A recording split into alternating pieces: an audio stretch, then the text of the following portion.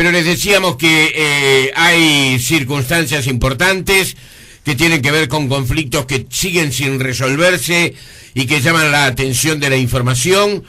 Bueno, lo de la enseñanza ya les vamos a contar dentro de algunos minutos, pero hoy nos vamos a trasladar concretamente a la situación que se vive en salud pública, donde ayer hubo incluso algunas circunstancias extremas, como la ocurrida en el Hospital Vilar-de-Bo. Sí, Jorge, según informa el diario El País, esta mañana, a 2 semanas del inicio justamente de la ocupación del Hospital de Vilar-de-Bo por parte de la Federación de Funcionarios de Salud Pública, donde, recordemos, las autoridades fueron desplazadas y el control del nosocomio depende de los trabajadores. Un paciente de 20 años intentó autoeliminarse y sufrió graves quemaduras que la mantienen en estado delicado y con riesgo de muerte. La ocupación en reclamo de más recursos se lleva adelante con la tolerancia de gobiernos. Recordemos, la semana pasada Mujica pidió diálogo y se acordó que no iba a recurrir a la fuerza pública para desalojar.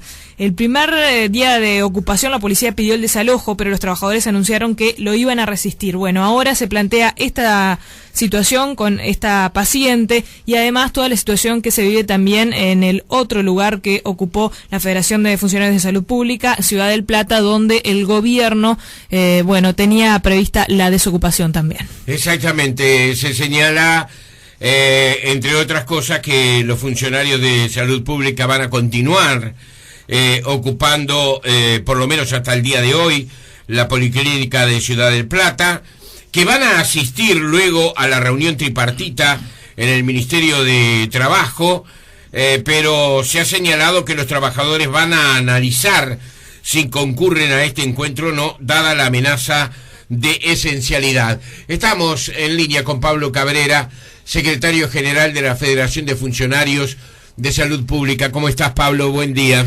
¿Qué tal, Jorge? Buen día. ¿Cuál es la situación? ¿Está muy complicado?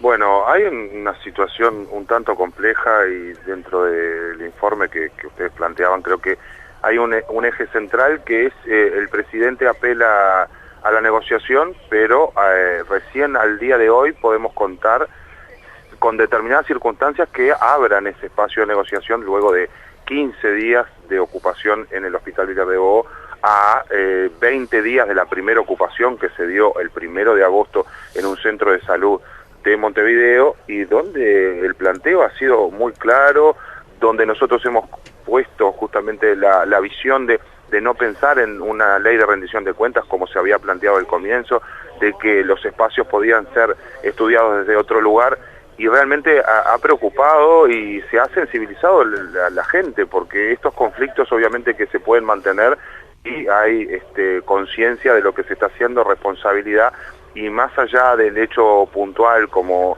se hace referencia en la mañana de hoy de este paciente, deberíamos revisar lo que es la propia historia asistencial del Vilar-de-Bo y las características de los pacientes que tenemos, y en muchos de los casos este tipo de situaciones que realmente son lamentables por todos se dan con las autoridades o sin las autoridades, en este caso cuando el sindicato se hace responsable. Ahí está. Ahora vamos a ir al conflicto, Pablo, pero ¿tienes algún detalle de cómo ocurrió esta situación que se dio en el Vilar-de-Bo con este paciente?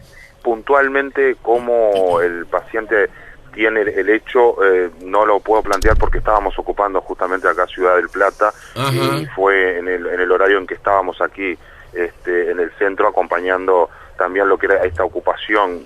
Tenemos realmente muy poca información de lo concreto, pero sí que este tipo de situaciones son situaciones lamentables, pero se dan porque justamente el tipo de paciente, sus patologías, muchas veces un pequeño descuido, si se quiere, puede significar en este sentido una situación más que lamentable, y además de que este tipo de pacientes logran manipular de una determinada manera las situaciones que desencadenan en estas complejidades que no pueden ser previsibles por nadie, ni aunque existiera una gran dotación de personal, a no ser que estrictamente hubiera un enfermero específicamente para cada paciente, cosa que en ningún tipo de servicio de salud es posible. Claro, debe de haber sido además muy conmovedor para todos, ¿no?, los que estaban en ese lugar.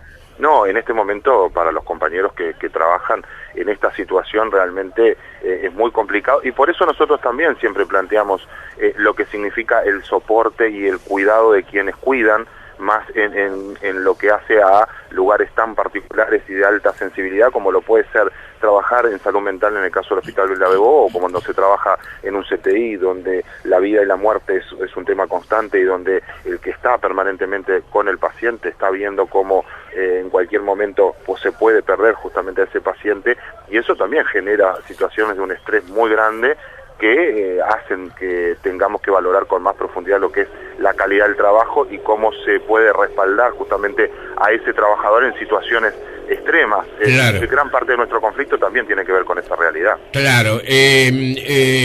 Pablo, tú decías recién que ha habido incumplimiento por parte del gobierno, ¿verdad? Si yo te entendí. Es decir, esto da camino a pensar que hubo de alguna forma conversaciones previas o negociaciones en su momento, que ahora tú lo determinarás si fue así o no y en qué momento, que de alguna manera no fueron cumplidas en estas últimas semanas. ¿Qué fue lo que verdaderamente habían pactado que no se cumplió finalmente? Bueno, tenemos que recordar, el año pasado también fue un año altamente conflictivo. Terminamos resolviendo ese conflicto con un convenio celebrado en el propio Ministerio de Salud Pública, donde las máximas autoridades de Trabajo, Economía, Salud Pública, ACE y el propio PIT-CNT firmamos ese convenio, y a lo largo de este primer tramo del año no se estaban resolviendo los temas puntuales que estaban planteados en ese convenio. Lo denunciamos varias veces, intentamos tener diferentes mesas de negociación, de trabajo concreto para resolver esos temas. Terminamos en última instancia denunciando formalmente en el Ministerio de Trabajo lo que hacía a este convenio incumplido, y termina siendo justamente el gran desencadenante de un nuevo conflicto, porque al no resolverse los temas que estaban pautados del año anterior con un convenio firmado, y se le suma lo que para nosotros era fundamental, comenzar a trabajar en este preciso 2013, en el tema de recursos humanos, en el tema de construcción de la estructura que tiene que dar soporte al funcionamiento de un organismo con las características como tiene ACE, confluyó todo obviamente en este gran conflicto, y donde lo que termina siendo el problema más importante es la falta de ese diálogo que nosotros aspirábamos a poder trabajar en lo que eran los lineamientos para la salida del conflicto. Claro. ¿Cómo está la salud, Pablo? Sabés que acabo de recibir una carta que me la dirigieron ayer, una carta al presidente, que es una carta que está concretamente una carta abierta, tiene las características de una carta abierta, ¿verdad? Que tiene que ver con pacientes oncológicos que requieren cetuximab, un medicamento muy costoso según ellos, cuyo tratamiento había sido interrumpido al haberse revocado la sentencia inicial de condena al Ministerio de Salud Pública. Hay una crónica que está, una carta que está realizada en tono personal, pero que habla de otros casos. ¿Cómo está la salud en general? Hay una cierta disconformidad, me da la impresión, en los últimos tiempos con respecto a los niveles de atención. No estoy hablando de recursos humanos, estoy hablando de toda la red que significa el sistema de salud pública, ¿verdad?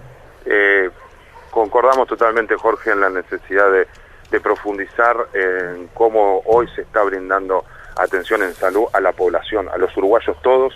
Hoy somos nosotros también usuarios, más allá claro. Como trabajadores luchamos por la salud, somos también usuarios, y realmente vemos con preocupación cómo se está llevando adelante lo que es este Sistema Integrado Nacional de Salud, donde justamente se ven las carencias o los problemas desde el sector público, pero desde el sector privado también acusan grandes situaciones a resolver, y necesariamente hay que tener conductas de un carácter general y de una visión mucho más profunda. En lo que hace principalmente al tema de los medicamentos, tiene un apéndice también importante a resolver, que es cómo llega la medicación realmente a los pacientes, y de dónde el profesional en primera instancia es el que puede indicar el tratamiento, pero si el país como tal puede afrontar ese tipo de tratamientos, porque obviamente que gran parte de ellos vienen del exterior y tienen que tener reválidas en lo que hace a la posibilidad de ser utilizado a nivel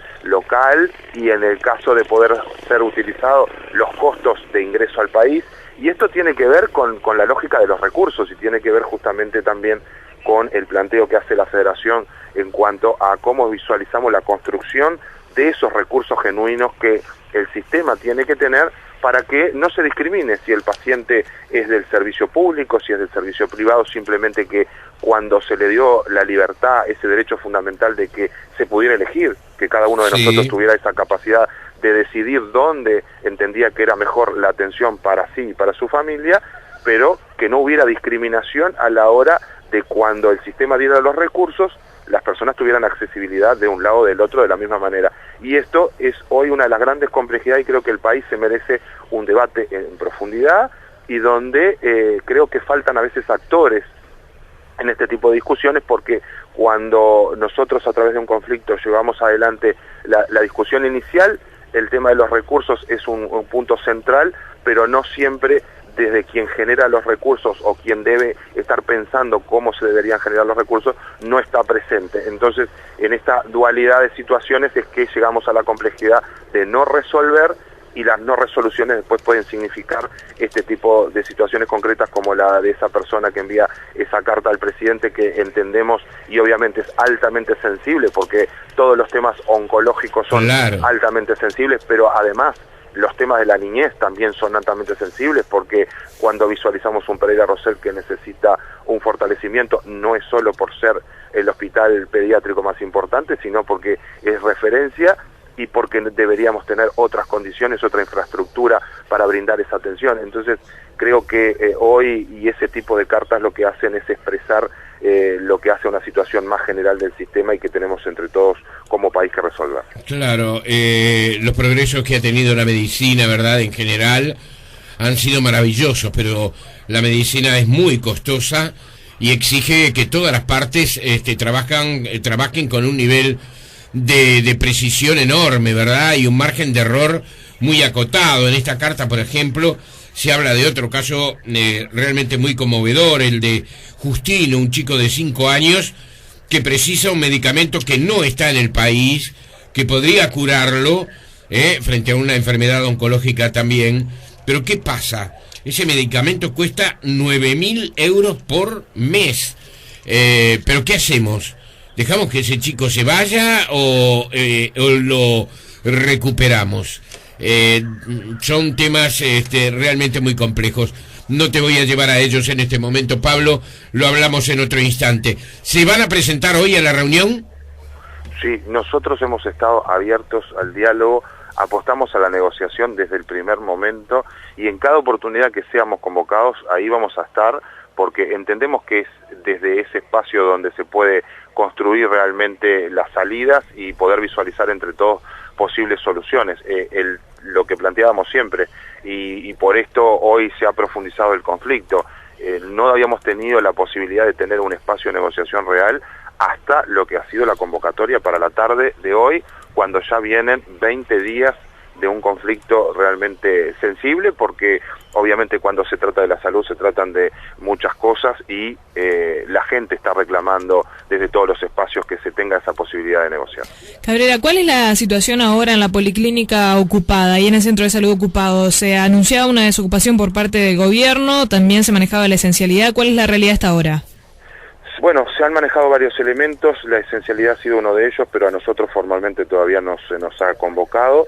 Estamos justamente por comenzar la asamblea en el centro. Los compañeros entienden de que hay que mantener el centro ocupado mientras no se den las características justamente de la negociación que hablábamos antes. Sin elementos concretos no habría desocupación. Si el Ministerio del Interior se hiciera presente y manifestara directamente la posición del desalojo, los compañeros obviamente van a estar saliendo, pero se puede llegar a resentir lo que es la atención, ya que al desocupar el centro se irían todos los funcionarios y la puerta de emergencia se quedaría desprovista de personal, al menos hasta que el Ministerio tomara los recaudos, cosa que, como burocráticamente sucede, pueden pasar algunas horas, y esto no es bueno para nadie. Nosotros somos responsables mientras nos mantenemos. Si nos sacan la realidad es obviamente la responsabilidad del Ministerio de ACE cómo lo van a resolver.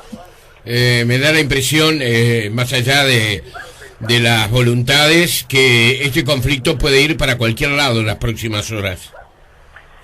Nosotros esperamos que realmente exista la sensibilidad suficiente y la responsabilidad suficiente para que entre todos podamos tener una salida que esperamos, porque elementos claros para poder transitar un camino de salida existen. Nosotros lo planteamos desde lo que significan recursos genuinos que el propio sistema genera y que son específicamente para tratar los problemas del sistema. No estamos pidiéndole al país que haga esfuerzos diferentes, por eso tomábamos las palabras del ministro de Economía cuando planteaba gasto cero para esta ley de rendición de cuentas, y así lo hemos manifestado. Entendemos que nos asiste la razón y que realmente lo que estamos peleando es por calidad de atención para la gente, y desde ese espacio que vamos a continuar. Bueno, este día entonces va a ser de noticias alrededor de este hecho. A Pablo Cabrera, secretario general de la Federación de Funcionarios de Salud Pública. Que pase lo mejor, Pablo, lo mejor para ustedes, lo mejor para los intereses comunes, lo mejor para las autoridades, que se llegue a un punto donde haya, digamos, por lo menos, esa sensación de que todos están de acuerdo en un mismo proyecto que sea beneficioso, ¿verdad?, a cada una de las partes. Te agradezco por este tiempo, ¿eh?